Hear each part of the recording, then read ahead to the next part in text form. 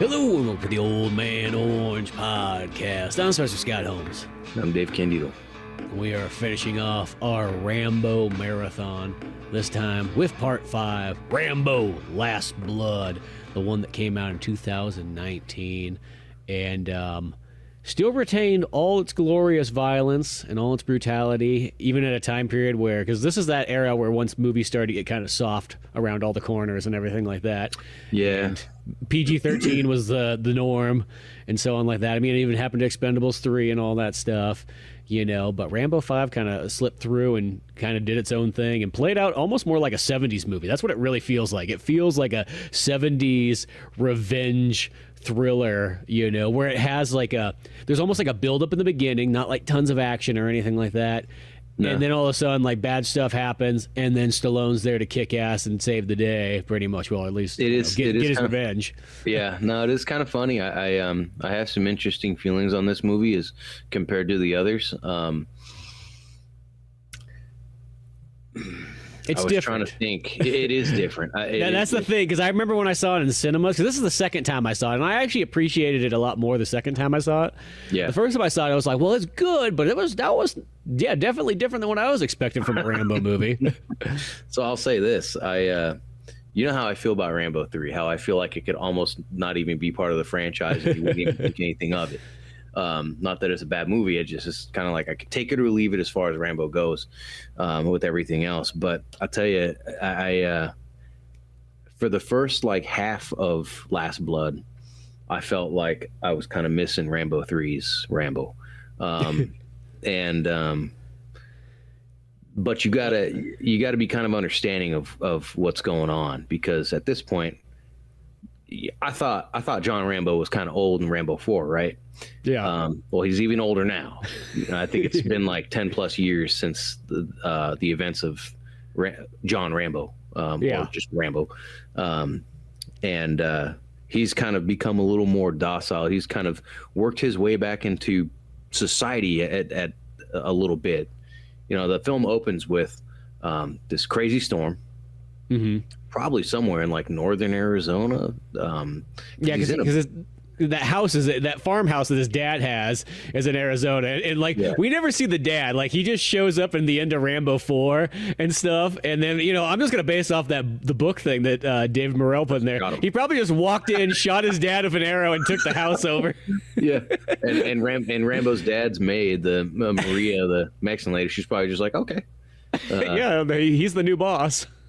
But yeah, no, it opens up with him in this forest with a bunch of people looking for some lost hikers. And when I hear the voice that's on the radio, because you don't see any faces yet, you see people, but like no close-ups or nothing, I go, well, that sounds like Rambo. But what's he doing with all these people? Like, is he a search and rescue guy now? You know, like, so yeah, he's on a horse. He's looking for these people. And my first thought is like, that's not a very Rambo thing. You know, like I didn't think, like, obviously he's probably come a little closer to being at peace with some things at this point in life, but I didn't expect him to be out there, like working with the general public.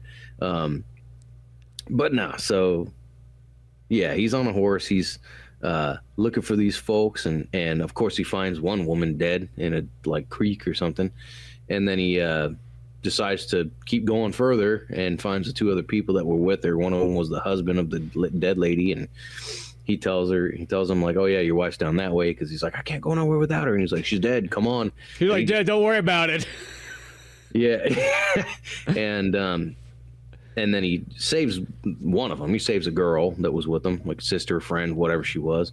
And but Rambo's pretty upset, though, because he finds out when he brings her back to the people that the dude died looking for his wife. And it was like, it was a very climactic scene. Honestly, I felt like the beginning of this movie was as climactic as the climax. Well, I'm gonna tell you this: in the original theatrical version, they don't have this scene in the movie. Like this 10 minutes of the search and rescue stuff is all brand new to the extended cut. Oh wow! Yeah, so that's actually a lot that to was cut all out new of a to you. movie. Yeah. So it was brand new to me because I was like, I don't remember this part necessarily when I was watching it. I only saw the theatrical version, and we watched the extended cut on this one. Interesting. And which I was reading up something where they said like they test it, and they said that kids couldn't understand what was going on in this scene, so that's why they pulled it out of the U.S. Kids. Yeah, kids. You know, Because your it's a kids movie. Yeah, your target audience. Like, well, I don't get it. Why is he like search and rescue? That's weird, man. Like. That's the dumbest thing I've ever heard. But whatever. Yeah, I thought so. Even there was like a comment I think David Morrell kind of said. He's like, where he's all like, if you walked into this movie and you didn't know anything about like the legacy of Rambo, I think you would be like, why the hell is he digging all these tunnels?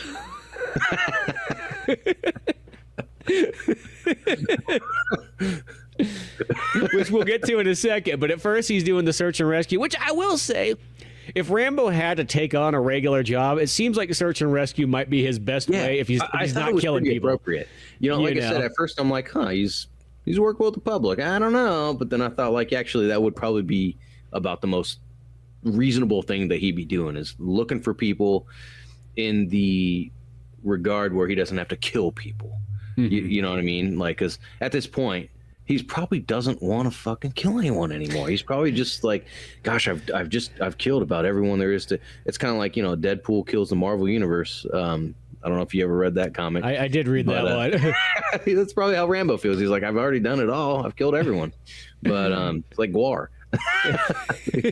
but no, he. So it makes sense. It makes sense to me, and for them to pull that out of the movie, I think is kind of stupid. For kids, kidding me? Yeah, and when they use the word kids, that could mean teenagers, realistically too. I guess. I guess.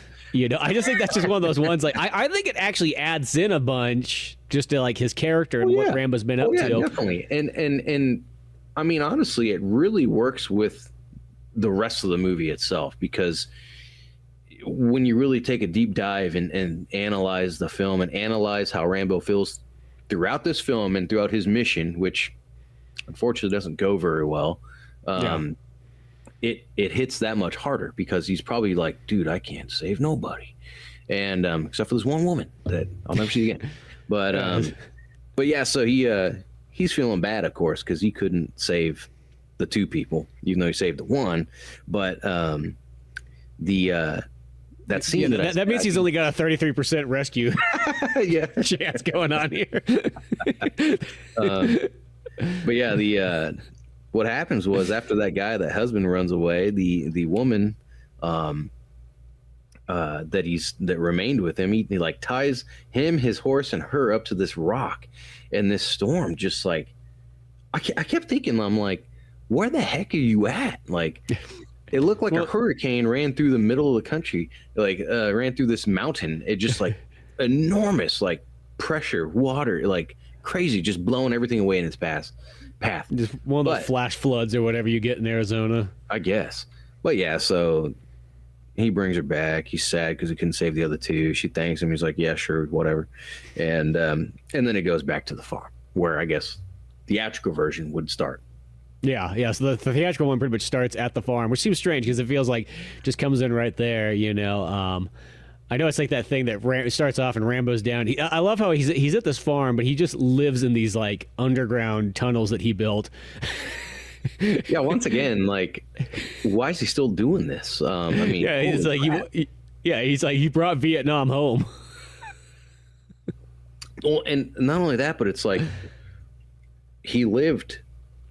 For one, from First Blood to First Blood Part 2, he was then living in a concrete building. I mean, he was in prison. It's not like he was living underground in the prison.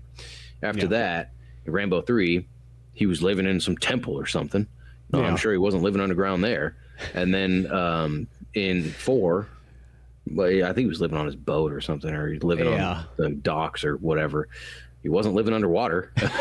Yeah, once again, he's not in this tunnel. Like, it's almost like he got this weird thing. He's like, I'm afraid of the outside world. If I go underground, I'll be okay. Yeah, so it's like so many years have passed at this point. Now, don't get me wrong. Like, obviously, that PTSD, from wars like that really screwed some guys up that I mean, they never can let go of some of this stuff, no matter how hard they try, and it's a real thing for sure. I just think it's kind of a stretch as far as who we know Rambo to be at this point, and I don't know, it's kind of crazy, but that said, it does make for some really cool scenes in the second half of the movie onward. It's a good thing he built all these tunnels and stored all these weapons down here and everything like that. Oh yeah, and also I'm very glad that he's still a psychopath, because this movie really brings us back to First Blood in all of his guerrilla warfare tactics and his booby traps and everything. It's fantastic. Yeah. But yeah, so he lives there now with the woman who's been taking care of the house and his grandpa or his dad for however long, and she had the dad's dead. The woman is the grandmother of the girl that's also living there, who's about to go off to college, and and then I guess her mother and her father. The father's a deadbeat. He's gone living in who knows where, Mexico. And the mom's dead. And I love how Rambo's also got this like amazing forge underneath the underground in his tunnels. Like he's got a lot going on down there. He's got multiple rooms. He's got this forge that he's down there building knives and so on like that underground. Well, and it's hilarious too, because at the end of Rambo 4, he's walking onto this ranch, right? And you have the idea that he's gonna try to maybe try out living normal, and only to end up, you're like, no, this dude's built this huge system of tunnels under here. It's like the New York subway system, and he's got Pelham down there, and not only that, but he's living under there when he's got this inherited pretty big house, and then of course he's got a big old forge in there. Like it looks like the Skyforge in Skyrim. It's ridiculous, but yeah, he's got that. His bedroom's down there. He's got his sound system hooked up so he can blast some doors. It's silly, but it's like I said, it works out. It was one of those weird ones though, where I feel like you look at that though, and I go, if you could live in a cool underground tunnel system like that, would you? Because it almost makes you kind of go like, yeah, that actually seems pretty badass. That almost feels like a childhood fantasy come true. Oh yeah, as a kid, it's one of those things like, dude, that's so cool. I would totally live there. And, just include the work that it would take to dig out this underground. Another thing too, you got to I'm thinking about this, but he had to have built this. His dad didn't do that shit. No. And it looks like it's been there for like 60 years. Yeah, like, and maybe his dad did build. Maybe his dad was a crazy like World War II veteran. Yeah, he's been digging these tunnels the whole time. Well, see, I don't think so, because it's like I'm thinking about Cotton Hill and when killed Fittyman. Yeah, when the Cotton and his buddies meet up with the Vietnam veterans. I feel like his dad, if he was a World War II veteran, he might have been crazy, but not enough to do anything about it, because they're too tough to admit that they're not okay. Yeah. And Rambo's the one though that he's gonna just start doing all this weird shit because he's got to get rid of that, he's got time to kill because he's too skillful of a person to not just be digging holes. Exactly. And I love how he's making he's down after they introduce him back at the farm, and he's talking to Maria, the housekeeper. We get to learn that she's Mexican, and and then he takes Rambo back to the forge, and there he is making blades and stuff. And I like how they show his bedroom, all his military stuff, and then a slew of guns on the wall. The machete he made in Rambo 4 is on the wall. A few different knives, of course, not the one from First Blood, because he threw that in a boat and lit it on fire in the last movie. Yeah, of course. I'll never use this again. Yeah. Needs it 15 minutes later. He's like, damn it, I should have kept that thing. Now I have to make a new knife. And but Yeah, so he's standing there at his forge making something, and the younger female character comes downstairs, comes down to his tunnels, and he's like, "Oh, I have this. Here, I made this for you. It's a letter opener." And my first thought is that is not a letter opener. You are incapable of making a letter opener. You only make knives and swords and machetes. Big old scimitar looking thing. Yeah. And she's talking about, like, oh, well, she's going to college, so she's going to go to a friend's house, and they're going to hang out and whatever. And I love how he says, like, why don't you bring him here? And I'm thinking, like, that also doesn't sound like Rambo, but whatever. And she's like, oh, well, I don't like the last time people came over, you stared at them. And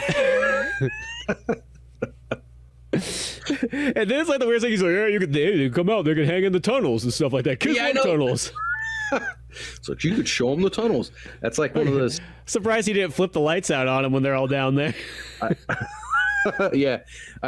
When I heard him say that, like, you can show them the tunnels, I'm only thinking about, like, some of the meth heads that I'd met, like in Arnold and stuff, that were like, they had all these stupid projects, like that it was the world to them, like, and they're telling you about it. And I'm like, no, that's great, man. Good for you. That's really something cool. Like, yeah, it's going to be like this and that. And it's going to be groundbreaking. You're like, all right. Like he's like one of them weirdos that wants to show you all this crazy shit that he's doing. And you're like, you feel bad because you're like, okay, yeah, I'll check it out. He's got this giant like workhouse that like he's filled with so much like junk that he's pulled from like, all the junkyards and what have you. And I thought that the movie from there was going to be something bad about, like, maybe one of the guys was going to get funny with her, rape her, beat her, something, kidnap her. And of course, when like the scene after, so all our friends, they do come over, they check out the tunnels. They go down there and drink beer and hang out in the tunnels. Yeah, which honestly, that sounds like a good time to me. But, yeah, that's what I mean. It's like you kind of see where it's at. Just put a dartboard down there, some music, and call it good. Yeah, he's got the big sound system down there so they can listen to their crappy rap. Exactly, yeah. And what was hilarious is I love how the grandma is like, "Oh, I hate that music. That's so terrible." And Rambo's like, "Oh, get used to it." I'm like, what? Still like Rambo's just trying to fit in. He's like, I'm youthful. Yeah, no kidding. And but he's so they do their thing, they hang out, and then they all go home, and that was it. And she's just cleaning up, and I'm like, that was super anticlimactic. I was like, I thought something was going to happen here, like, for sure. No, nothing. And but it was fine because it just wasn't important to the plot. But what happens is the girl, she gets a call from one of her buddies, one of her older friends, who's now in Mexico, Giselle, and apparently she has been looking for her father. And Giselle tells her where he is. He's down there in Mexico. She found him. And like, I feel like I've heard this kind of story with different people over time, like both men and women, or boys and girls, whatever, that either have been adopted or just one of their parents ran out on them, and for years they're like, I just need to know, like, how come they did it. And she talks to Rambo about it, and he says what I would have told her, what any sensible person would say, like, why do you, like, you don't need to go find this guy, like, he's a piece of shit, like, he ran out on you, hasn't tried to contact you, I've raised you, what more do you want? Like, and I just have to do it. I have to do this for me. It's like, well, you're sure it's not doing it for me? Yeah. But I'm like, oh, boy, you like living on my giant farm for free? Yeah, exactly. So I'm like, this is a recipe for disaster here. And then I'm like, okay, so this is what's going to happen. And from there, I'm thinking, okay, typical Mexican action flick vibes here, I guess, whatever. Like, she's going to go down there. There's going to be, like, maybe drug war stuff, human trafficking, whatever, corrupt police, like all the above. Yeah, pretty much. It's all, you check all the boxes off here in this film. And but I will say that once she decides, after arguing with Rambo and her grandma about it being a stupid idea, she just decides, I'm going to do it anyway. And Well, she tells them that they're like, oh, I'm just going to go over and do a study group or whatever. And then she just like turns around and just goes on out by herself, thinking that she has to do this by herself kind of thing. so dumb. Yeah. And 17-year-old going to Mexico, which I will say, this is one of these movies, though. Like, I have a feeling that if you were like from Europe and you watched this movie, you would be looking over and be like, is that what Mexico's really like? Because the way that it goes when they get down there is like, it just gets dark fast, and it makes Mexico look like a place that you would never want to be caught in.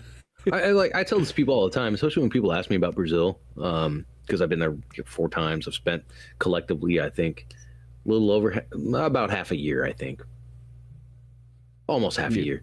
But is it super dangerous? And it's like, I mean, it can be, but it can also be super dangerous in the United States. I mean, I would rather be in Rio de Janeiro than San Francisco. Yeah. Or St. Louis or what, you know what I mean? Yeah. Like, it just, when you go looking for trouble, you usually find it. But yeah, I mean, there's always these places that are kind of an anomaly, like these things that happen by chance, whatever. Mm-hmm. But yeah, no, it definitely, and I think most of these movies that have these kind of elements, it's always like, they're always going to paint that picture of it. Like I've never been to Mexico, so I don't. I mean, the only places that I remember when I was in California, people always went to was Tijuana, Baja, and then it's not in the same area, but people always talked up Cancun. But again, like I don't think Tijuana is a touristic area. I think it's just it's a border town. But like Baja, Cancun, stuff like that, it's they're tourist destinations. So I mean, like they're gonna be nice. That like, but they want you to come back. Yeah, exactly. But I'm sure there's a lot of other places too that are really not that bad. But once again, I've never been there. But yeah, no, for sure. As soon as she gets down there, it looks like she's entered into like the worst of the worst. But I mean, once again, too, like, it doesn't necessarily mean a place is a bad place. It's just impoverished. I mean, hell, I've been to places in Brazil that look like that, but it was like not the worst place in the world. It just, well, ironically, sometimes kind of poor and ghetto-looking areas actually have some of the more nicer people in them. Oh, absolutely, absolutely. That's a lot of times the biggest trade-off. Besides, you get more dick-like people in like richer neighborhoods, So yeah. But in this movie here, this one it just looks shady. It just looks she's coming down in her little car, driving into Mexico. I mean, even just like, I just feel once again, if you did not know Mexico and like you're just seeing this representation of it, is that like she crosses the border and the border's got all these guys standing there with M16s, which that's how the federales always kind of walk around with in Mexico. It's just a common thing, seeing them with that on ATVs and so on. But then it's like you just have the lead up there. There's just the shady looking guys standing on the corner drinking beers and so on like that, giving the eye. Yeah, I love that too when people are portrayed like that, when society's portrayed like the federales with rifles and stuff. There is such a difference in how law and order is handled on the street in other countries than the U.S. It's unreal. Yeah. Like, I'm sure you've seen videos of people that sit in their cars for 45 minutes when an officer's saying like, look, you need to step out of the vehicle, whatever. And they're like, no. And it's like, and not to dog on people that didn't do anything wrong, but I mean, a lot of the sovereign citizen stuff where they don't have plates, they don't have an ID, they don't have anything. They're driving with like their lights are like all, like when they're once again checking off all the boxes and the officer's like, look, you need to get out of the car. I under state statute, blah, blah, blah. I do not, a traveler doesn't need a license. And like my wife's always saying like, oh man, in Rio, like they're not going to ask you all those questions. They're going to pull you out of the car and like, whip your ass. Like that, going to knock you out. And like, they don't take no shit. And they're and, like, it's just, it is a different world. But yeah, she pulls up into this space, meets up with her friend, and old Giselle there, who is just like such an awkward interaction. She's so hostile for being her supposed best friend. Yeah, I mean, the grandma mostly does that thing early on. She's like, oh, that Giselle lady, I was glad when she left, blah, blah, blah, blah, blah. It's just, there's nothing but a bad apple. Yeah. And, she's a terrible person. And Yeah, it's like she's just there's all nothing either to make you think otherwise. Like it's foreshadowing at its best. From the way they even like pan the shots, you know, like you don't want to drink, you want to drink. Like she just got there.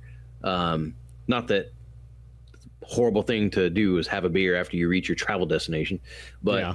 you know, she's, oh, you want to drink? No, I'm okay. I want one. I'm thirsty. And you know, she's like, she's looking at her bracelet.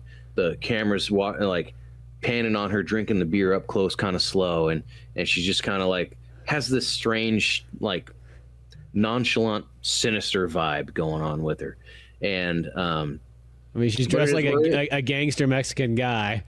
yeah, pretty much. So then she kind of, like you said, she's hostile. She's saying like, you know, you know, what do you think of my house? You know, like yeah, piece of shit, right? Yeah, you're gonna say that's what you're thinking. And it's just like, dude, like, I just got here. Like, I didn't say anything. Exactly. It's like, okay, man, you want attention, but yeah, so she tells her where her dad is, and of course, as expected, she meets the guy, and he like straight up just immediately tells her. First, he's like, "Oh, Gabriella, oh, nice to see you. You grown up, wow." And she's like, "Well, why'd you leave?" And he's like, "Because you mean nothing to me. I never wanted you," and like slams the door in her face. It's like, it's so quick, and you're like, "That's it." Yeah. And that's it. once again, I thought this guy would have more of a part in the movie. Yeah. Never comes back to him. So well, I take back. Rambo does show up to his house, but he does, and even that, I thought there was going to be more that happened with that. But yeah, this actually is very similar to the show I told you about. It's the show that's the follow-up to the Karate Kid, the Cobra guy. Johnny Lawrence, who was the antagonist in the first film, it's his story, that show. And I think the show is worth watching. There's filler that I wish wasn't there, but it is a very entertaining show. But he raises this, well, not really raises, he kind of adopts this Mexican boy who his father ran out on him. He goes down to Mexico looking for his dad. And it turns out his dad is a drug deal, like got a big drug dealing empire and whatever. And he, you know, he learns that his dad's just kind of a piece of crap. So Johnny Lawrence. Nobody goes down to Mexico and learns that your dad's just like, oh, you're just a real honest citizen down there. Yeah.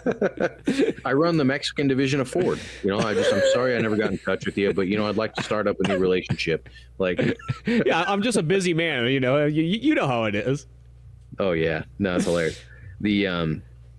But yeah, so she, this one takes not the same turn. She does not go home. She is upset. She goes back to her car. She's about to go home, and I'm wondering. I mean, they can't be.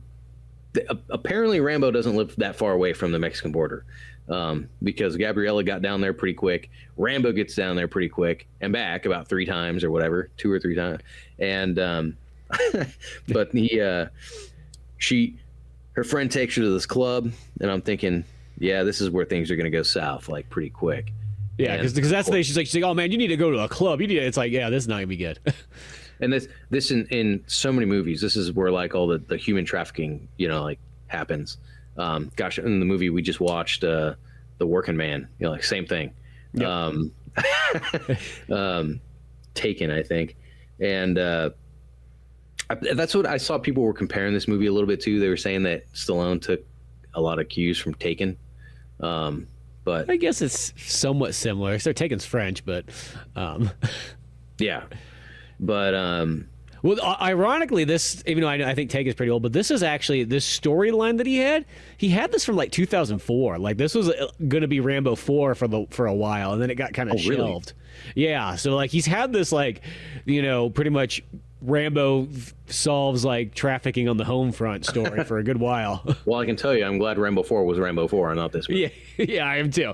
You know what I mean? But yeah, so she gets abducted.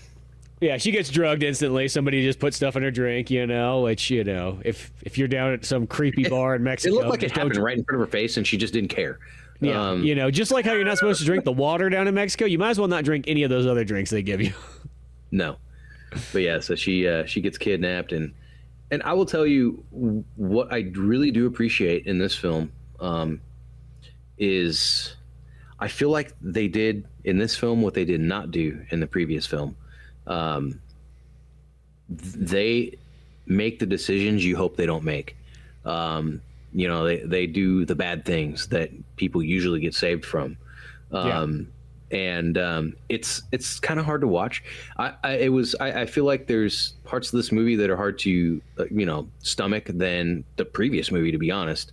I can 100% stomach everything that happened in Rambo 4. Like, Yeah. as violent as that movie is, I'm just like, it's Rambo. Yeah. But when he gets into the Last Blood with the abduction of his adopted daughter, basically, and sold into sex trade, and she gets they do everything, man. Like, they shoot her up with heroin, they carve her face. So she gets abducted, right? And Rambo is just like looking outside, the car's not back, and I don't know where she is. You'd think he'd call her, text her or something, but you'd think he'd have her phone tracked. Yeah, it's Rambo, let's be honest, no, he doesn't like computers. Yeah, remember Rambo 2? He went and shot. That was the last time he used a computer. It was 1984. Sees computers. It's like his kryptonite. But so he, of course, Grandma gets a text from Giselle, of all people. Interesting. Yeah, for some reason, Giselle, which it's a weird one because it's like, it seems like Giselle's the one who set her up, but maybe she didn't exactly. But just by the way because why would she send a text message being like, "Yo, by the way, Gabriella got abducted"? So that's it's kind of funny. I don't think she exactly needed to, because they would have never known otherwise. But Rambo says it pretty clear. So after she texts him, let him know that she was down there and now she's gone. He's like, "Oh, I'm gonna go get her because she's in Mexico." Yeah, she did what she was supposed to do, try to go meet her dad. So Rambo goes down there and finds Giselle, and then interrogates her, and she's trying to be tough with him and stuff, which was hilarious to me. And he recognizes that she's wearing her bracelet that her mom gave her, and like, she's just lying through her teeth, like, and it's so obvious. Like, even if you're not Rambo, you would know, like, dude, you're such a liar. Yeah. And he said it pretty perfectly. It's like, you let us know that she left to cover your ass. Like, you had the idea, like, okay, right, yeah. Like, bye, see ya, be safe. But it's like, nah, you're trying to. But at the same time, it's like, if she never would have done that, they probably would have never known, because Maria said the grandma said something about, like, oh, she gave the address or whatever. But I don't know, it's really weird. And at first I thought maybe because initially my idea was this Giselle person tricked her into coming down here to meet her dad, knowing that her dad didn't give a crap, and instead she's gonna get her, like, she probably gets paid. Yeah, she gets a commission from this. That's what I was always thinking. Yes. And it's like that one that's like, "Hey, do you know anybody?" And it's like, "Wait a second, I do." And she's just such a lowlife that she'll sell out her friend from back in the day. Yeah, exactly. And but yeah, so that made sense. So he gets her to tell her where the dad is. He goes over there, knocks on the door. The dude kind of like kind of shrugs it off, like, "Oh, get out of here, John Rambo." And he's like, "No, I don't think so." Interestingly enough, from what I understand, Rambo's already met this guy. Like, knew who he was. Because apparently, I think, like, give or take, like, let's just say 9 years ago or something like that. About when he got back to the ranch, that guy was probably around. Yeah. And then the mom died and the dad just left. So, interestingly enough, you would think that Rambo would have said something about that to Gabriella, who, you know what I mean? Like, I know him personally. He's a piece of crap. He don't does know, say maybe- something like that, though. I want to say he does say something like that in that he says conversation that that- they have there. He just said, "I've known guys like him. He's a dirtbag. You know, like they don't change." Oh, he does talk about him in like third person weird ways. Yeah. Maybe it would have made a difference. Maybe not. Who knows? It's a movie. Yeah, you know. But yeah. So right there, man, I thought Rambo was gonna do like one of two things: either make him tag along to go find his daughter, Yeah. or like beat the crap out of him. But no, he just does the like intimidating "I'll punch your door" kind of thing, and I was like, "That's it." He's like, "Yeah, I should have snapped your neck 10 years ago," and I'm like, "Oh man, come on, Rambo, at least beat him up." Like, Yeah, Rambo should have killed that. He should have definitely killed Giselle. Giselle's the number one person that needs to die in this movie Both of who them. doesn't die, because Giselle is really the biggest piece of shit. Like Oh, yeah. in this entire film. You know, I almost will give more of a pass to the cartel guys over Giselle, because Giselle is just super selling out. oh yeah, yeah, it's so bad. But yeah, then so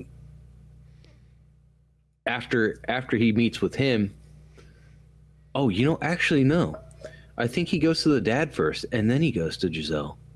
Yeah, maybe that's how it starts then. For some Yeah, reason. because after he talks to Giselle, he has her take him to the club. Yeah, and then Yeah. then she she's like, "I can't go, they'll kill me," and he's like, I'll kill you. And so she takes him there, and he's looking around. He sees the guy that he needs to get, and then he tells her, like, "Fuck off, get out of here." And I'm like, I'm sure he's gonna come back. And I'm thinking too, like, for the whole movie, I'm thinking he's gonna come back for the dad, and he's gonna come back for Giselle. And but he doesn't. And I'm like, dude, what? And everybody else. man, if that was me, man, if I was in those shoes, and this girl had gotten my loved one sold into this, oh man, dude, like she would make it as far as everybody else. Yeah, exactly. You know. But yeah, so they introduce a character that I'm kind of like, I couldn't figure out, like, who's this woman supposed to be? Is Paz Vega the Oh, Carmen, the girl who's the investigator. press, Yeah. and just getting wasted at the bar, I guess. I guess she's just keeps trying to get leads on these dudes, but she's not really working very hard at it. No, yeah. But she sees Rambo following that guy, so she follows him, and that's where Rambo gets that guy in the truck and has him take him to where they got all these girls. And at this point, yeah, Gabriella's been abducted. She's in this being trafficked. They got like 20 girls in there, and then all of a sudden they bring in all the police. Yeah, the federales come in and just gangbang these women. Yes, and once again, this is the first part where I was like, the abduction I expected, roughing them up I expected, and then the scene where they get in the federales and they're like, yeah, just take who you want. I was like, whoa, like I thought maybe something different was going to happen, but no, they just rape them all. See, that's where this movie goes very 70s, because that's a very, like, in 70s movies that happens a lot, that like you get the real brutal, because I think that, like, people wanted to make movies in that new Hollywood. Yeah, that, and they also want to make movies feel like this shit's real. We want you to see what real life is like. It's not good. It's not fun fantasy. And I feel like they did that a lot in the previous movie too, but I think it's the kind of reality that we expected too, though, because it's warfare. Yeah, it's more of a war kind of situation, where this one here is just genocidal, but it's still like military armament and troops. You know what I mean? Yeah. And this one here is just pure innocent people being, like, abducted, in a sense, by people that aren't even military or anything like that. It's just it's just cartel and kind of stuff. But yeah, we get to see a little bit of the villains at this point. I guess they're brothers, or maybe just really good friends. No, I think they're two brothers. Yeah, and they're basically selling selling these girls to some guy who I guess has even more power or money than them. And that guy's only in the movie for like 5 minutes, and I thought he was going to be like the main antagonist. The two brothers that have Rambo's daughter, adopted daughter, and all the other girls, they are going to sell these girls to this guy who it's the same kind of thing you see in any other cartel or I don't know, organized crime family. He's the super well off, charming man. That is just a giant evil piece of crap. Yeah. And he's, like the way that he's talking to, like, oh, I'd really love some whores. Like if you've got some great whores for me, that'd be nice. And of course you've got the two personalities, right? That very often conflict when it comes to the two cartel brothers. The one guy who seems to be more so in charge of everything, and like the smooth talker, calm, collected, and then the brother who seems like just a total idiot. Like the wild card. Yes, moron. Yeah, the dude, this older guy who shows up wanting to buy the women from him. He's wanting to talk business. Well, they walk right into, the other brother there, like sniffing coke off a pool table with one of the whores next to the table, and his criminal friends are there, and he's like, hey, what's up? And he's like, look, go upstairs. We're gonna talk, me and him. He's like, has a huge problem with it. Why? What's wrong with me?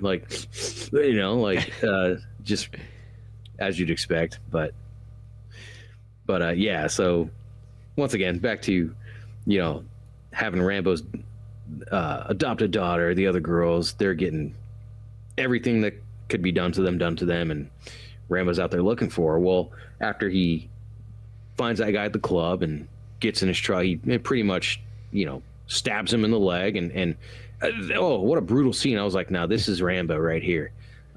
This is the Rambo I've been waiting for in this movie. Yeah. And like takes about halfway in the movie to get about breaks the dude's collarbone and starts like ripping it out. And finally the guy's like, okay, yes, I will take you. And I'm like, man. But that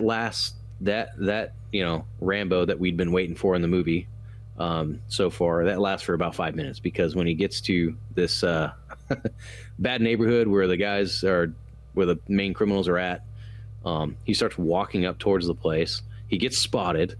Yeah.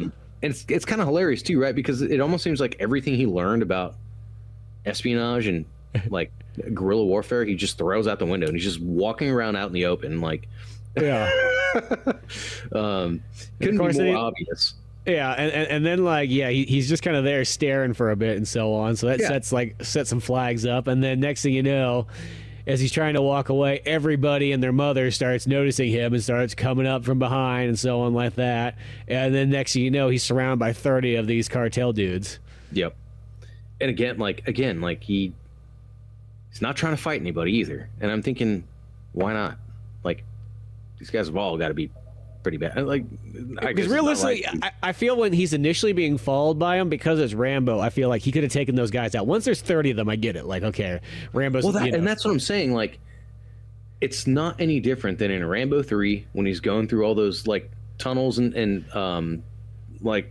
structures and stuff, fighting against the Russians and the Russians. Yeah. And I'm like, you're in a narrow space. There's 2 of those dudes. I know you can take these guys out. Well, and it's dark out too. It's like all he has to do is take a couple guys out and then kind of hide in the shadows and wait for a couple more. Exactly. Because exactly what you just said. But no, he just keeps like, I'll just keep walking like everything's gonna be okay. Yeah, he's doing his old man walk and so on like that, Going up this corner, I guess movie-wise, you need to have a scene where pretty much Rambo does get beaten down. I feel like it's kind of the equivalent of Rambo getting caught in Rambo Part 2. It's kind of the, the equivalent of, like it seems like in most Rambo movies, other than 4, there's always a scene where he does get kind of caught or he gets stuck or something like that, and he gets kind of beaten down. So in First Blood, I don't really think he doesn't really get caught. He gets kind of in a pickle in the mine when they like blow it up, but he finds his way out. Yeah. And then in Rambo 3, I don't remember him getting into anything super serious other than getting a chunk blown out of his side. Yeah, I don't think he does. I just Troutman is the only one that gets caught, and he gets electrocuted on that like. Yeah. And in Ford, I don't think anything really happens. No, he doesn't get caught either. On the, I think it's just 2, and in this movie. Yeah, that's it too. But I felt like that's what they kind of wanted to have. Is they wanted just to have where Rambo's going to get beaten down and then rise back up. Well, I mean, but just knowing again, Rambo, though, I just feel like once again he could have taken. I hate this to say, it's that thing that like, because when you see like those cartel people always just seem, comparatively to like Soviets and Viet Cong and all that kind of stuff, they just don't feel nearly as threatening to Rambo, at least. You know what I mean? That's The what regular I mean. people, like, yes, but not guys to are Rambo. probably like teenagers. You know? Yeah, like, and they got the stupid gold-plated like AK-47s that just makes you look like you're retarded. yeah. But I just like whenever I see this stuff, it's like that looks like what a special ed kid would carry around. yeah, it is kind of silly, super silly. But yeah, they. So yeah, he goes up to the top of the roof and of the structure, and they're all waiting for him. Yeah. And they beat the crap out of him. They ask him who he is. He shows. They pulled a picture of Gabriella, and one of the dudes is like, "Oh yeah, we have her," you know, like, and they beat the crap out of Rambo. Do you think they feel good? Like, yeah, we just beat the crap out of that old man. Like, we're so badass. But and then the guy tells him basically like, not the psycho man, but the other like The cool, calm, collect guy. Yeah, He's got a little bit longer hair, I guess. That's Yeah. the way. He tells him like, basically that they're going to make everything worse now for this girl because he came looking for her, and they're going to make an example of her, and boy do they. So they're not lying. They're like they hold to that. No, so the dude, he carves Rambo's face, and then they go down and they basically just leave him, and the Psycho Man's also kind of pissed that they let Rambo live, but then the reporter, the Mexican woman, Carmen, they had a reason for that too, because the one dude, he's like I want you to live so that you remember that you couldn't save her, in a sense, because they don't save her and you made her life worse. Yeah, you made her life worse, and because once again they don't know this is Rambo. You know, I mean, nobody knows who Rambo technically is unless you happen to be in the area. Well, exactly. Yeah, I don't think anybody in Mexico is going to know anything about the story of John Rambo. No, they probably don't know what Vietnam is. Yeah. But so Carmen, after they leave, the dude scars his face, she comes and takes him back to her place and gets him to heal up and everything. But while that happens, they go downstairs, get Gabriella. At this point, she's been raped already, and and shows her a picture, Rambo's ID, which I'm going to bring that up again. His ID, shows him his ID and is like, what, like, who is this? And clearly she knows him. And then he injects her with heroin, scars her face. And then from there, she's just in the sex trade. And and Rambo's recovering for 4 days. Like, that's how long he's asleep for, and so on. So she's just getting abused, because it's one of those ones, like, they have their game plan is just they're going to abuse the living daylights out of her for probably like a week, and she's going to be dead. Like that. That's what it is. And Rambo's out cold, pretty much recovering. This news lady or whatever reporter, out of the kindness of her heart, has brought this guy in to heal him back up. Mm-hmm. Yeah, and once he's healed, he convinces her to tell her where these guys are keeping these girls, and then she also reveals that her sister was taken by these same people, and that's why she's after him, like trying to get as much dirt on him. But I can't remember if she talks about it, but it wouldn't surprise me if this is really happens where law enforcement a lot of times in certain places like this, they're in on it, or they get paid, and then nothing gets solved because it's all bad. It's all in the organization. Mm-hmm. So but she's still trying to do what she's doing, so she knows where they're at. So she tells him. Rambo goes back. I think he has a hammer, and just like tells the guy at the door, like, I want a young girl, and the guy just lets him on in. Yeah, starts giving him his little gift basket, his condom and his lube and stuff, and he just beats the crap. I think he kills them all except for one guy he lets live. Yeah, he lets one dude live, but he goes through those rooms and he's just got that hammer and he's just brutalizing these guys. And the funny thing is, he goes up to all the girls and he's always like, "Hey, you're free. You can get out of here now." And every single one of them's like, "No, they'll kill me. They'll kill me." So they're so paranoid at this point that, well, once again, they didn't know who Rambo is. This guy just storms in this place and just starts murdering people with a hammer. They're all high on heroin. Yeah. And then Gabriella, of course, he finds her and she's freaking out. She doesn't know who he is. He sees that she's got like 8 heroin needle marks on her arm, and she's just not even there. And but he gets her, and he gets her back in his truck, and he starts driving her back home. And then he tells her, like, she wakes up. She says, "Oh, you came back for me," and he's like, "Yeah, I just."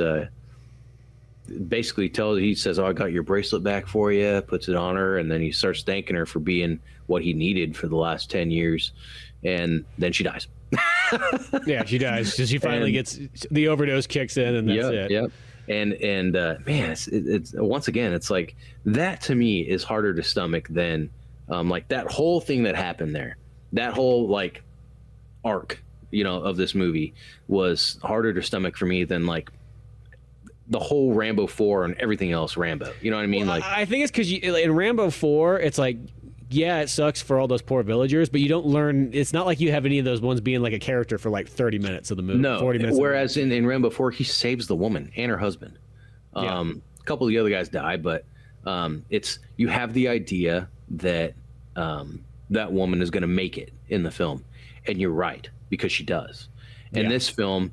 And technically nothing really that bad happens to the blonde Sue or whatever. No, because really, like she gets captured and all these things are like said that might happen to her, but nothing really. She's like on timeout for the movie, like. Yeah, that's pretty much it. Where it's almost like instead, like with Gabriella, they just like, no, we're gonna brutalize her. Like what would really happen, And the thing is because of that experience, it's that one that has like a that thing where it's like, is it better that she did just die from the overdose, or would it be more how could she even like cope with living past that point realistically at the same time? That might be one that's a whole different kind of PTSD beyond like what even Rambo's seen throughout his whole life.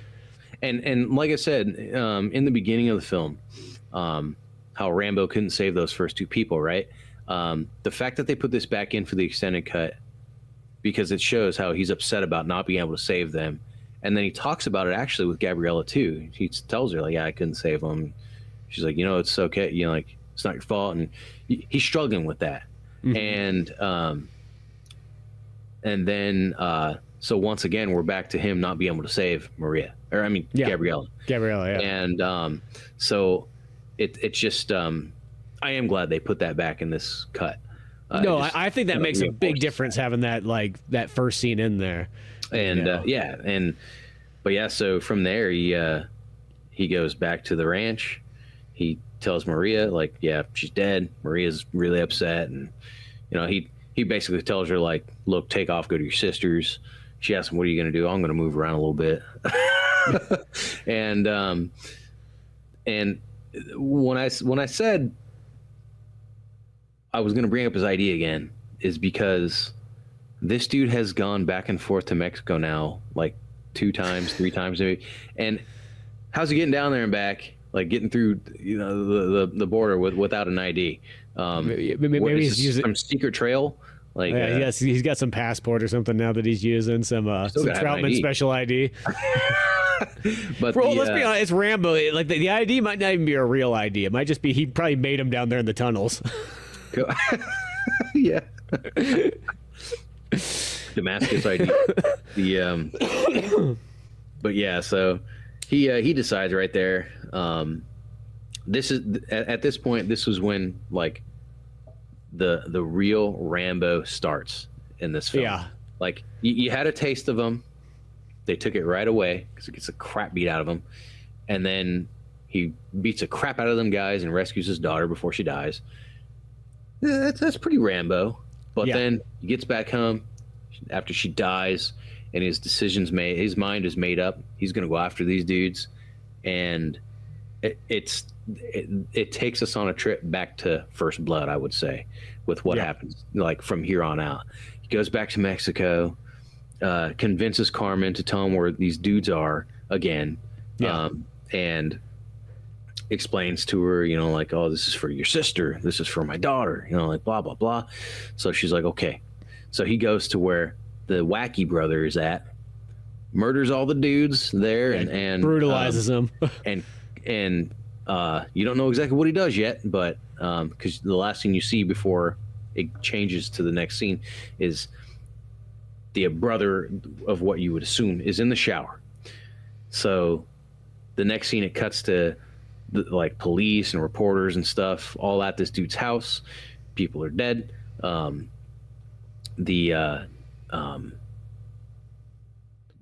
The brother's head is the brother is in his bed tied up, like it looks like something out of Doom or Silent Hill. Like his head's gone. Yeah, the blood's just shot up the wall and everything. Oh, and the I will say this too, the in the previous scene, and even before Rambo was healed up, that brother, they were kind of at odds, the brothers. And the one brother was kind of pissed that he didn't let him kill Rambo. And he's like, well, give me the girl. I want the girl. And he's like, all right, fine. So he just takes the heroin, and that's when he starts going crazy. But then again, after Rambo kills all the dudes in the brothel and takes the girl, they're like, well, what happened here? And I think they talk about it, and they're like, oh, nobody saw anything. And I think they are getting the idea that it was him because Gabriella was gone. And but then, so back to him storming the dude's house. Yeah, he cut his head off, made a huge scene of it, and is driving back to Arizona and just dumps the head out the window, which was pretty awesome. Yeah. Wondering how he made it through the border with that, too. Yeah, once again. I don't have an ID, but here's this guy's head. Yeah, okay, go along, sir. Thank you for your service. Yeah, it's pretty. I'm just thinking, like, how is this going on? Like, well, there's one part though where Rambo literally just crosses the border by driving through the gate, and he just literally crosses because he goes through the fence at one point. I can't remember which one it is, but one of the crossings, he literally, I think it's when he has Gabriella, because he doesn't go through the checkpoints. He just like literally just drives through some barbed wire and just keeps going. Yeah. Well, yeah. So maybe this whole time Rambo's just literally not going through like customs. And that made me think, like, did Gabriella go the same way? I mean, I don't know. It's just kind of. Is she illegal? Like, I don't know. I don't know, man. It's a part of the film I don't think was put. There wasn't too much thought put into that. Yeah. But yeah. So then, of course, the brother is super pissed. Rambo's father just has all these indigent servants that like his property. That's why Rambo buries Gabriella just in the backyard. Yeah. Maybe you could do that in Arizona. I know you can't do that in California. Huh. Nah, whatever. But I don't think Rambo follows the law though. Like he follows his own order. And but yeah, the guy of course is pissed off. Killed his brother. So part of me was thinking, like, in real life, would this guy even care? Like, I don't know. Yeah, I could see retaliation, but at the same time, like, I don't know. But for the sake of the movie being the movie that it is, yeah. So he's super pissed. So he gets a bunch of guys, which I got something to say about how many guys there are. But he gets a bunch of dudes. They get all tactical geared out and get in a bunch of SUVs and just book it over towards Rambo's house.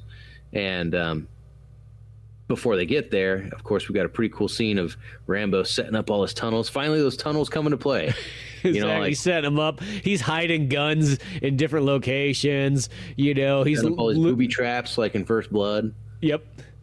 So he's got all these spikes set up and things like that, and he's hiding, all kinds of good stuff. Oh yeah. In fact, I feel like he could have just like not done anything at all. He probably could have just like sat somewhere and watched. You know what I mean? Like, and just like everybody could have died just by like traps. But yeah. But so once he's finished with everything, he's waiting in his barn, like looking out, and sure enough, they all show up, and there's like 4 SUVs, I think. Yeah, and Mercedes ones show up. I'm gonna guess 4 times 4. 4 times 4. 16 guys. Well, that's more than 16, isn't it? No, it is. God damn it, dude. I'm so bad at math. But so It feels like there's more than 16 guys though, because there's a lot of cannon fodder. 100% more than 16 guys. But there should, like, judging by how many guys are in those vans, in those SUVs, They could be 5-seaters. I'm gonna say there should be like 30 people max. I don't know, but I felt like there was like way more people than got out of those vehicles. But and right off the bat, one of them explodes. They're dead because they drive on and they hit a claymore, it blows up, and then there's some dudes that go try to raid his house, get blown up. There's like a crossbow set up at one of them where the dude opens the door. And just like one after another, they're getting picked off, right? I'm thinking like, I can't even count fast enough because he's just killing them like it's nothing. Yeah, there's just so many badass ones. It's like the one where all the gasoline falls on those guys at the bar. And Rambo pops up a shotgun and just blasts them. And they light on fire. Yeah. And, oh, man. So this made me think of how you told me that in First Blood, he's actually killing people, in the book. And I'm thinking, I wonder if this whole scene is like, well, this is like if First Blood was more faithful to the book. Yeah, exactly. Like, because I think that's just the thing is in First Blood, the movie, they're like, well, we can't just have him killing police officers and National Guard. Yeah. But in the book, it's like, it doesn't care. Yeah. No. He's just fighting for survival. Yeah. So he's doing all that stuff that he could have been doing in First Blood, but now he's doing it for real. People are getting stabbed in the heart. People are getting blown up. People are getting shot in the head. People are getting like crucified almost. He's got these. I was wondering what he made these little holes in the walls for, and then I'm like, what's he doing that for? And then of course, like he's got one to look through, and then one right next to it that he gets this big piece of sharp steel and shoves it through, and just spears the dude. Yeah, and then when the other guy notices that, he goes down and cuts the dude's leg off with like a giant machete. Yep. And just like, dude, again, like this is where the film becomes Rambo. Yeah, and the violence is this because I literally watched this scene just twice. I watched it when I watched it, and then I rewatched it again today because this like the last like whatever it is, like 15 minutes or whatever, it's so good. It's so, and that's another part that reminds me like why it reminds me like a 70s movie a lot, because that's how 70s kind of movies are. They build up, and then you just have this one massive action scene at the very end that's really badass. But yeah, and he picks them off one by one. He has a chance to kill the main guy like 10 times, and he waits. And he says it to him later. He's like, yeah, I could have killed you 10 times over, but I waited. I saved you for last. But yeah, just all these brutal scenes. He's got, like you said, guns laid out everywhere. And like, basically he's like, he'll let off one trap and he'll run this way and then pick up a gun and run back up here. It's almost like playing Call of Duty Zombies. Yeah, you got to keep checking on your areas and setting your defenses up. Yeah. The one thing I thought was kind of dumb, like, I get it. Once again, like everything you see that you think like this is dumb, well, they did it for plot. Like every other movie. But it just, it irks you, because that no way, it's Rambo. Like he's smarter than this. The one trap that he made was pretty silly, and that was the one that compromises him and he gets shot. Is where he, before they all get there and he's setting everything up, he damages and compromises one of the support beams in his tunnel. Excuse me. And his plan was to go up to it and while the people are standing 4 feet away and get a crowbar or something and just like rip it out. And it's like, it's gonna take too long. Yeah. That is kind of stupid. Like within reason, like when they would turn around and see him doing that, they would shoot him and kill him. Immediately but once again, it's plot. Yeah, he's got to get hit at some point. He can't be invulnerable. He does. I think every Rambo movie he gets hit somehow. But yeah, so they've never said once. I guess I'm not surprised, but I think it's kind of funny though. Like they never say again. He never says again in any of these movies. You drew First Blood. Yeah. Although, I mean, First Blood Part 2 is the only other movie with First Blood in the title, so there's that. Yeah, this one's got Last Blood in the title. Oh, God, yeah. Yeah, you should have said, like, you drew Last Blood. Yeah. But, so even though he gets hit, I thought he was going to die. after that shot to the gut, side of his gut. But he's just wounded pretty bad for what it seems. And but anyway, there's only the one guy left, and he radios to him and says, like, like, I'm coming for you or whatever. Like, I'm gonna kill you, whatever he said. I don't quite remember, but he tells him, like, if you want to live, follow the lights, because he shuts the lights off. And he tells him, if you want to live, follow the lights. And see, that's what he should have done to those teenagers at the very beginning of the movie. Just to freak them out. Oh, man. Gabriel, man, I don't want to come back here. Your dad's a freak, man. It's funny. Like I was just saying, he probably could have sat somewhere and just watched it all happen. He could have, like, been somewhere at a vantage point. The guys that went into his house would have died the way they died. The guys that blew up from the bombs outside in the car would have died the way they died. And everybody else went into the tunnels. Yeah. And he could have literally just collapsed those tunnels sitting outside. Exactly. And just fired a Stinger missile and just, yeah. And anyone who might have climbed out, he could have just sat and waited for him to pop out and just killed him. Yeah. Like, with bow and arrow. Like, or that. And, but so once again, like, these little things you think about. I didn't even think about that yesterday. I thought about it right now. I'm like, well, wait a minute. He could have just done that from the beginning and saved himself, like, from having to run, from having to do all this other crap. But yeah, so the dude, the antagonist, he barely makes it out of there, jumps out right as everything explodes. Those tunnels are demolished. It's now just a bunch of trenches in his, like, in his front yard. And he, like, kind of, he's looking around, and all of a sudden Rambo shows up, uses that classic bow and arrow, and nails him to the wall, his arms and his legs, with his arrows.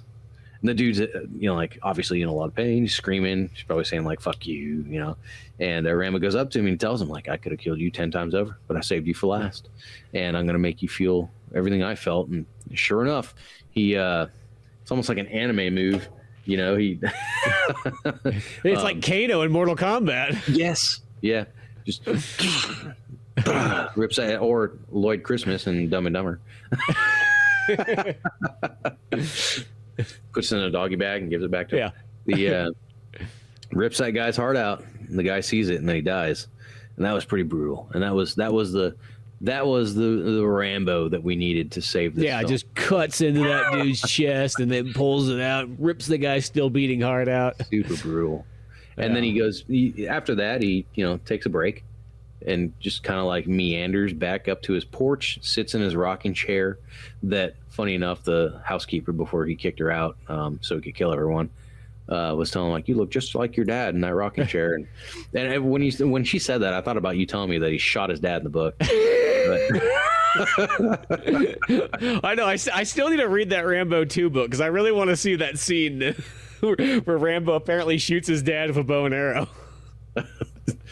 But yeah, and Rambo gives this kind of monologue as the movie finishes about, like, everybody he like, all his loved ones are dead and ghosts now, and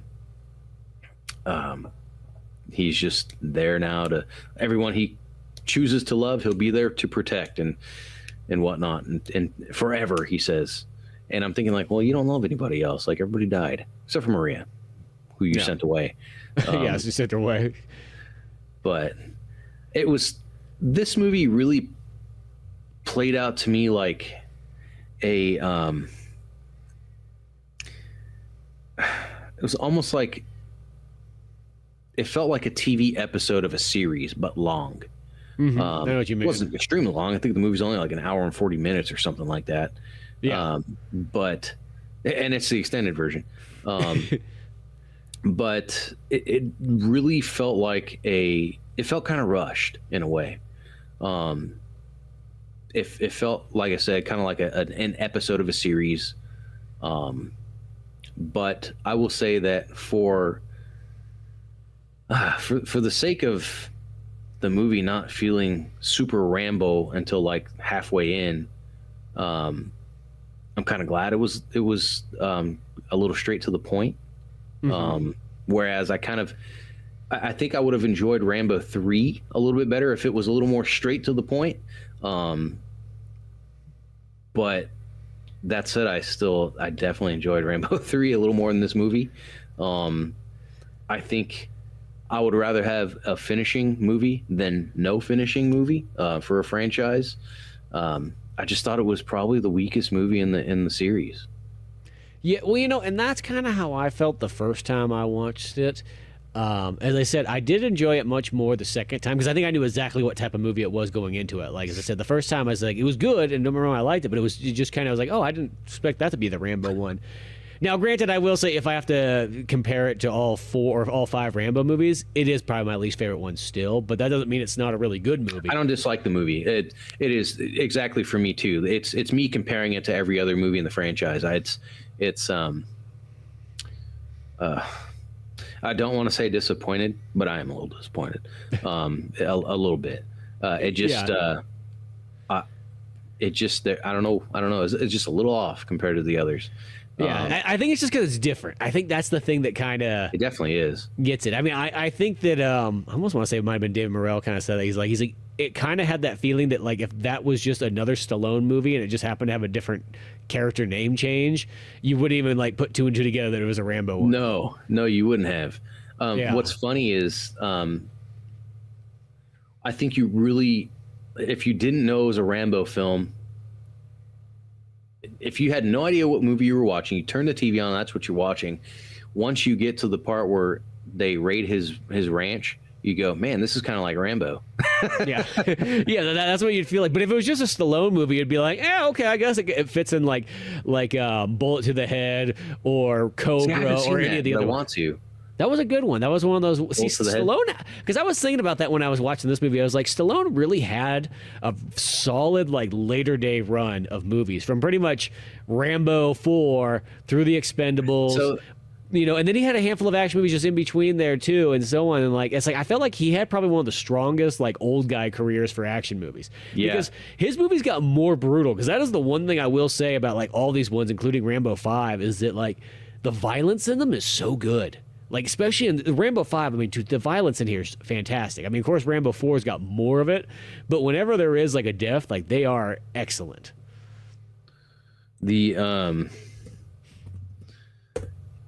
What I kind of thought about for the first 30 minutes of this film was his movie called Daylight, where... Oh, yeah. He's like the former firefighter and he's saving the people out of the tunnel. Once again, Stallone must love his tunnels. But because he's not super, he's a bit reserved, for the first half of this movie. Now, of course, he does kind of brutalize that dude with his knife and rips his collarbone out. But I mean, like, other than that, he's so much more mellow. And it kind of almost seems like a mashup of the kind of guy that he was in the movie Daylight, just out there helping people. You know what I mean? Yeah. And then like Rambo starts coming back to life in the second half of the film. But I don't know. I did get some of those Daylight vibes in the beginning, which I saw that movie I think last year, and I was like, I can't think of any other Stallone movies. I'm sure there are if I really go out of my way to find them, but where it's an action movie, but it's not a violent action movie, like Daylight. Yeah, well, it's an action movie, but it's not like filled with killing. No, yeah, but yeah, no, I don't know why. I was thinking about that movie while I was watching this too, but I want to check out that Bullet to the Head, because that's one I haven't seen yet. Yeah, I thought that it's fun. It's a little goofy, but like it's just one of those ones where it fits in that kind of Stallone era where he's just doing these really good old guy action movies. He fights Jason Momoa in it. That's like the villain, and it's got what's his name from Fast and the Furious Tokyo Drift, Han's his like partner in it, and so on. Yeah, it's a pretty solid one right there. But yeah, no, it's like if this is the last Rambo, which most likely probably will be, is. It's still a solid like finisher or anything like that. It's not like one of those ones where you feel like, oh man, I'm like, it was so different. It was, you know.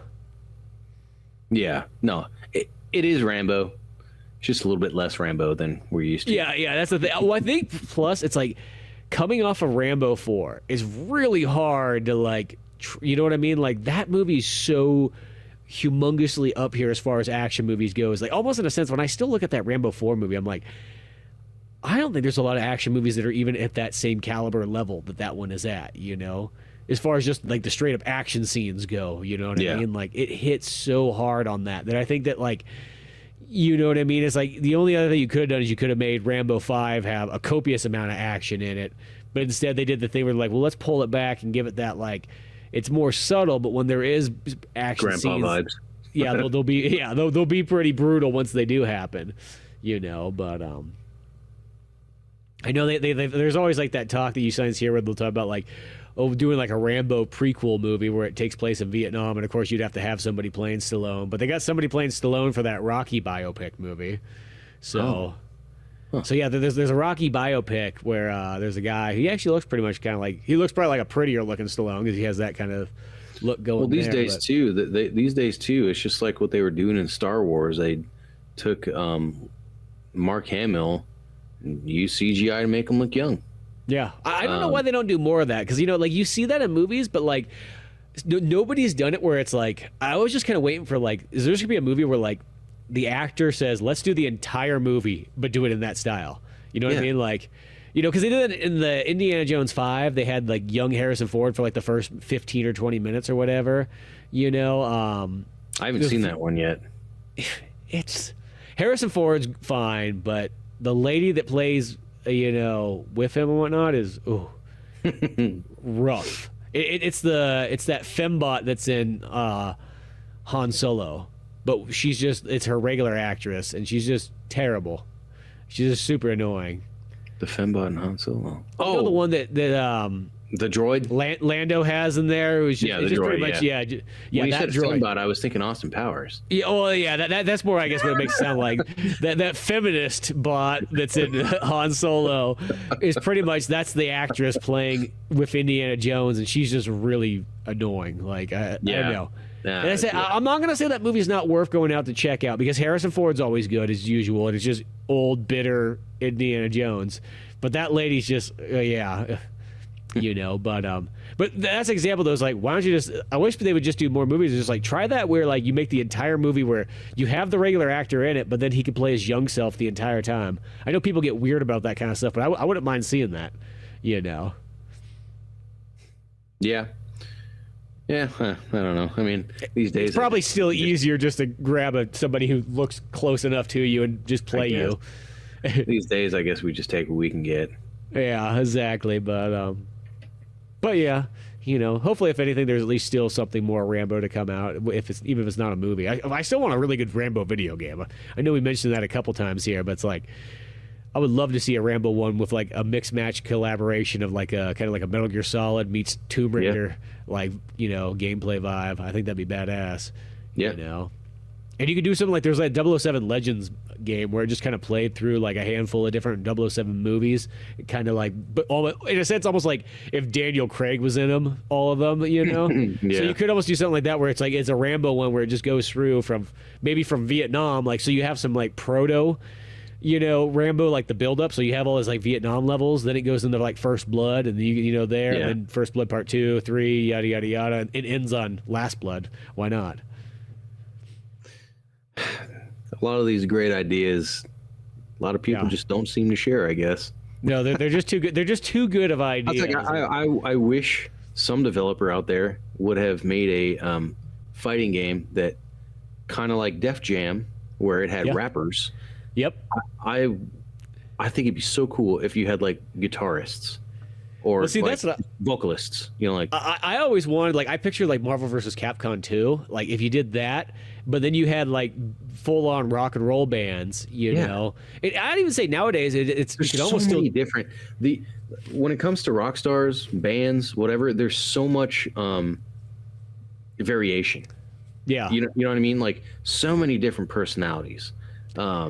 Well, just the look and feel, and I felt like that's what I mean. If the band kind of did that, like, did you ever play as the Ninja Turtles in Injustice 2? No, I haven't started those yet. Okay, well, the only reason I say that is the way that, like, there's, like, one of the DLC characters is, it's just the Ninja Turtle, but what it is, like, as you're playing as it, like, the character keeps changing for, like, different moves, so sometimes it's Donatello, sometimes it's Leonardo, sometimes Michelangelo.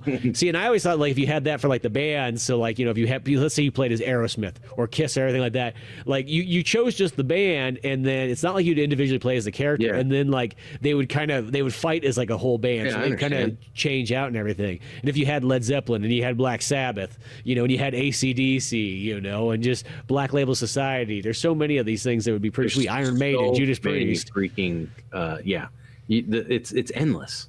Yeah. It's too much for one game, is what it is. It really. Well, that's why I feel like if you focused you did it like classic stuff, it would probably be the best way. Focus on sort of 70s, early 80s, and that's where you start, and you work your way forward from there. But yeah, but this was an idea that I remember I had like in 2000, where I thought would be like pretty darn. Because I said, literally playing Marvel vs. Capcom reminded me, like, just imagine if like you had rock stars, you know, instead. And their signature guitars, their weapons, or their signature instruments, whatever, whoever's playing what, you know what I mean? Like, yeah, or kind of like even because that was like what made Guilty Gear kind of neat, is because Guilty Gear had that rock and roll theme to it, and of course they're just sort of Japanese ones where you kind of go, oh, okay, that guy sort of, you know, so one character has the name Slash, even though it doesn't look like Slash, but then there's a guy that looks like Axl Lowe or whatever, you know, you had the one that looked kind of like Marilyn Manson, and then, you know, there was the variations throughout there. And so on, but it'd be cool just to see literally like a licensed one, you know, or even I'd even take that too, because like something like examples, like even if maybe you only had a handful of bands, but you played as all the members, like Kiss is a perfect example, you know, Aerosmith, I don't know who's going to play as sometimes some of the characters in there, you know, but yeah, there's so many of those great ideas, and I don't know, maybe one of these days there'll be a point where the computer will just make all these ideas for us. That's like the one reason why I wish I knew how to make a video game. But I'll stick with working on motorcycles. There we go. But yeah, Rambo, Last Blood. If you get a chance, check out the extended version. That definitely, I think, makes a difference. It's not like some of the other Stallone cuts where like he, you know, adds and subtracts all at the same time. Yeah, it felt like this one just feels like, no, this is definitely the definitive version. Just having that extra 10-minute intro really makes a huge difference, you know? I think beyond that, I think the only other thing is just a handful of dialogue that kind of, once again, ties into that intro. You know, I don't think there's any violence or anything missing or anything too much more added, but, you know, yeah, I think that's the way to go. But it's still well worth it, you know what I mean? To cap off the Rambo, you know, 5-movie experience. And then if you had to say really quickly, how would you rank your Rambos from all the ones we just watched in your favorite order? It's tough. It's a tough one. Yeah. It's tough. It's a it's very close between First Blood Part 2 and First Blood. But I'm going to say my favorite to least favorite here. First Blood Part 2, First Blood, Rambo, Rambo 3, Rambo Last Blood. Yeah, that's a pretty good way to go about it. I would almost be kind of, I think my list would be pretty darn similar to that too. I always want to put Rambo 3 higher. I don't know why. I like Rambo 3 so much. And there's just a part of me that always wants to put it up there like number 2 or something goofy. I don't like it as much as 1, 2, and 4. Yeah. No, it makes sense, you know. And it's such a, like, I want to put First Blood as my number 1. But the part 2 is so much fun. Like, I think that's the thing is I think First Blood has a really not solid the same as story. the other films. It's actually kind of completely different. And I think if it was more like the book where he was killing a lot more people, I think it would actually match the other movies more, you know. But since it is a little bit more toned down, and it's more just like a survival one. Don't get me wrong, it's amazing. I love First Blood. I love the movie, yeah.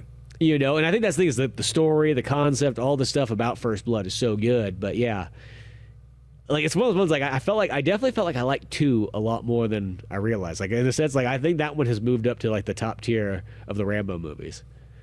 You know, that used to be, weirdly enough, back in the day, it would have been like First Blood, 3, 2. But now I almost feel like 2's surpassed. You know, it's weird how that is. And then Rambo 4 is just always so good, but you know. And then Rambo 5, as I said, I enjoyed it much more the second time watching it, but it still won't, you know, trump the other 4. But yeah, Rambo, always a good time. But till then, you can always check out more Old Man Orange podcast on YouTube and Spotify. Till then, I'm Spencer Scott Holmes. And I'm Dave Candido. And we'll see you some other time.